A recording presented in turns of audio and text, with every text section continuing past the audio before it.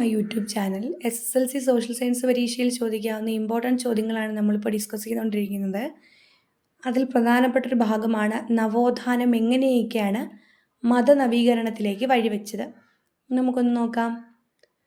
നവോത്ഥാനത്തിൻ്റെ സ്വാധീനം യൂറോപ്പിലെ മതരംഗത്തും പ്രതിഫലിപ്പിച്ചു. ഇറാസ്മസിനെ പോലുള്ള മാനവികതാവാദികൾ രചിച്ച ആക്ഷേപഹാസ്യ കൃതികളും ജോൺ വൈക്ലിഫ്, ജോൺ ഹസ്, സവോനറോള തുടങ്ങിയവരുടെ വിമർശനങ്ങളും കത്തോലിക്ക സഭയിൽ നിലനിന്നിരുന്ന ചില പ്രവണതകൾക്കും വിശ്വാസങ്ങൾക്കും എതിരായി പ്രതിഷേധങ്ങൾ രൂപം കൊള്ളുന്നതിന് പശ്ചാത്തലമൊരുക്കി. ജനങ്ങളിൽ നിന്നും പണം സമാഹരിക്കാനായി പുറത്തിറക്കിയ പാപ വിമോചന പത്രത്തിൻ്റെ ഇൻഡൾജൻസ് വിൽപ്പനയായിരുന്നു അക്കാലത്ത് ഏറ്റവും കൂടുതൽ പ്രതിഷേധം ക്ഷണിച്ചു വരുത്തിയത്. പാപ വിമോചന പത്രം പണം നൽകി വാങ്ങിയാൽ പാപങ്ങളിൽ നിന്നും മോചനം നേടാം എന്ന മതനേതൃത്വം ജനങ്ങളോട് ആഹ്വാനം ചെയ്തു. പാപവിമോചന പത്രത്തിൻ്റെ വിൽപ്പനയിലൂടെ ശേഖരിക്കുന്ന പണം കൊണ്ട് ആശുപത്രികൾ, കത്തീഡ്രലുകൾ തുടങ്ങിയവ നിർമ്മിക്കുക എന്നതായിരുന്നു സഭാ നേതൃത്വത്തിൻ്റെ ലക്ഷ്യം. ഇതിൻ്റെ വിൽപ്പനയ്ക്കായി ജോഹാൻ ടെറ്റ്സൽ എന്ന ഡൊമിനിക്കൻ സന്യാസി ജർമ്മനിയിലെത്തി.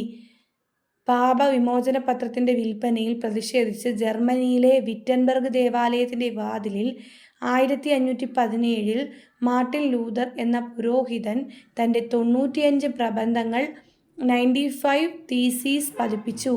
ഇത് പ്രൊട്ടസ്റ്റന്റ് പ്രസ്ഥാനം എന്ന മതനവീകരണ പ്രസ്ഥാനത്തിൻ്റെ ആരംഭമായി കണക്കാക്കുന്നു. ഇപ്പോൾ പാപവിമോചന പത്രത്തിൻ്റെ വിൽപ്പനയിൽ പ്രതിഷേധിച്ച് ജർമ്മനിയിലെ വിറ്റൻബർഗ് ദേവാലയത്തിൻ്റെ വാതിലിൽ 1517 95 തീസിസ് എന്ന ആ ഒരു പുസ്തകം, ആ ഒരു വാർത്ത കൊടുത്തത് ആരാണ്? Martin Luther king. ഇത് പ്രൊട്ടസ്റ്റന്റ് പ്രസ്ഥാനം എന്ന മതനവീകരണ പ്രസ്ഥാനത്തിൻ്റെ ആരംഭമായി കണക്കാക്കുന്നു. ഒരു ആശയപരമായ സംവാദം മാത്രമാണ് മാർട്ടിൻ ലൂതർ ഇതിലൂടെ ലക്ഷ്യമിട്ടത്. ജർമ്മന് പകരം ലാറ്റിൻ ഭാഷയിലാണ് അദ്ദേഹം തൻ്റെ പ്രബന്ധങ്ങൾ തയ്യാറാക്കിയത്. എന്നാൽ അജ്ഞാതരായ ചിലർ ഇത് ജർമ്മൻ ഭാഷയിലേക്ക് പരിഭാഷപ്പെടുത്തി പ്രചരിപ്പിച്ചു. തുടർന്ന് അദ്ദേഹം സഭയുമായുള്ള ബന്ധം ഉപേക്ഷിച്ചു. ജർമ്മനിയിലെ സർവകലാശാലകളും മതനവീകരണത്തിന് പശ്ചാത്തലമൊരുക്കി. മാർട്ടിൻ ലൂതറുടെ പ്രൊട്ടസ്റ്റന്റ് നവീകരണത്തിന് കേന്ദ്രമായി പ്രവർത്തിച്ചത് അദ്ദേഹം അധ്യാപകനായിരുന്ന ജർമ്മനിയിലെ വിറ്റൻബർഗ് സർവകലാശാലയായിരുന്നു. പുരോഹിതരുടെയും മത കോടതികളുടെയും അധികാരത്തെ നിയന്ത്രിക്കാൻ ആഗ്രഹിച്ച ഭരണാധികാരികളുടെ താൽപ്പര്യങ്ങളും മതനവീകരണത്തിന് കരുത്ത് പകരുന്നു.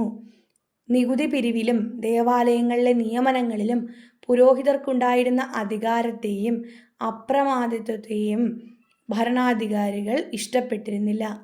ഇറാസ്മസ്, നമ്മൾ സാഹിത്യരചനയിലും ഇറാസ്മസിനെ പഠിക്കുന്നുണ്ട്. അതുപോലെ തന്നെ ഇവിടെ മതനവീകരണത്തെ പഠിക്കുന്നുണ്ട്. പിന്നീട് മാർട്ടിൻ ലൂതർ കിങ്ങിൻ്റെ പ്രശസ്തമായിട്ടുള്ള ആ ഒരു ബുക്കാണ് 95 തീസിസ് എന്ന് പറയുന്നത്. അത് 1517 വിറ്റൻബർഗ് ദേവാലയത്തിൻ്റെ വാതിൽ അദ്ദേഹം ഒട്ടിച്ചതെന്നുള്ള കാര്യം നിങ്ങൾ ഓർക്കുക. ശരി, താങ്ക്